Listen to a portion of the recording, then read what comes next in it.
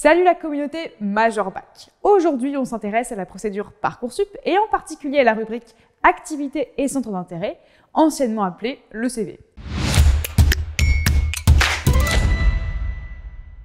Alors à quoi sert cette rubrique Parcoursup? Que faut-il mettre dedans et quelles sont les erreurs à éviter? Suivez le guide, c'est par ici que ça se passe. Premièrement, voyons à quoi sert cette rubrique un peu particulière sur Parcoursup. Je pense que tu es au courant, plusieurs réformes ont bouleversé le lycée et le système universitaire ces dernières années. Les réformes du lycée, du baccalauréat, de Parcoursup et de l'université ont été pensées pour former un tout cohérent et faire le lien entre le lycée et les études supérieures. Mais qui dit réforme dit forcément grand changement. Et l'un des éléments majeurs apportés par ces réformes, c'est l'examen détaillé et approfondi de chaque dossier de candidature par l'établissement de l'enseignement supérieur en question. Autrement dit, chaque candidature va être évaluée à la loupe par tous les recruteurs pour voir si l'étudiant correspond ou non à ses attentes. Les recruteurs auront accès à un certain nombre de données, notes, appréciations, motivations, qui sont des éléments obligatoires.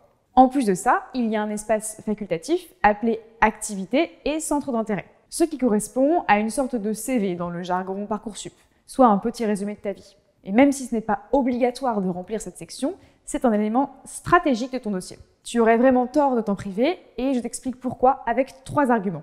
Premièrement, faire l'effort de remplir cette rubrique montre bien que tu es motivé et que tu prends ton orientation au sérieux. Et c'est toujours bien vu par les recruteurs. Deuxièmement, évoquer tes expériences ne peut être que bénéfique. Elles sont une valeur ajoutée aux éléments obligatoires qui sont très centrés sur le scolaire.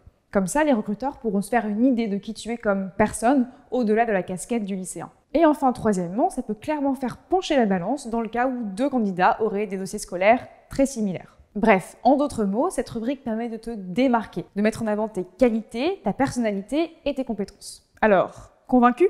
Maintenant que tu as compris que cette rubrique pouvait être un plus, que faut-il y mettre? L'idée de cette rubrique, c'est de valoriser les expériences que tu as pu avoir au-delà de l'école.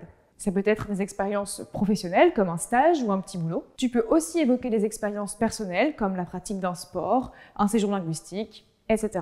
Même si tu penses ne pas avoir fait grand-chose ou alors sans intérêt, détrompe-toi. Chaque réalisation témoigne de traits de caractère, de ta personnalité, de compétences acquises. Bref, ce n'est que du bonus. Plus concrètement, tu auras 4 sections à ta disposition. Section 1, expérience d'encadrement et d'animation. Par exemple, tu es scout, tu fais du babysitting, profite de cette rubrique. Dans tous les cas, note-y les périodes, les choses que tu as faites et tes responsabilités. Section 2, engagement citoyen et bénévolat.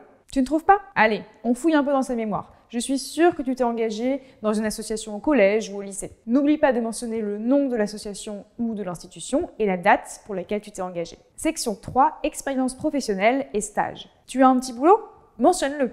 Explique brièvement ce que tu fais et à quelle fréquence. Même si ce n'est pas déclaré ou informel, comme par exemple les cours de soutien, ça reste un job donc tu peux le mentionner. Pense aussi à ton stage de 3e, c'est ici qu'il faut le mettre. Maintenant, aucune excuse pour laisser la section vide. Section 4, pratiques sportives et culturelles. Pour chaque sport ou activité culturelle, tu peux indiquer ton niveau de pratique, le nombre d'années, les éventuelles distinctions ou prix que tu aurais gagnés. En tout cas, ne te prive pas, je suis certaine que tu as plein de choses à raconter. Et enfin, terminons maintenant avec les 3 erreurs à éviter pour cette étape de Parcoursup. Première erreur, ne pas détailler ses expériences. Si tu veux mettre toutes les chances de ton côté, tu ne peux pas te permettre de faire les choses à moitié. Par exemple, dans la section pratique sportive, ne te contente pas d'écrire pratique du tennis. Tu disposes de 1500 caractères par section, alors n'hésite pas. Deuxième erreur, mentir. Cette rubrique permet de te mettre en avant sur Parcoursup, mais pour autant, ça ne sert à rien de t'inventer une vie pour taper dans l'œil des recruteurs à tout prix. Ça ne fonctionnera pas.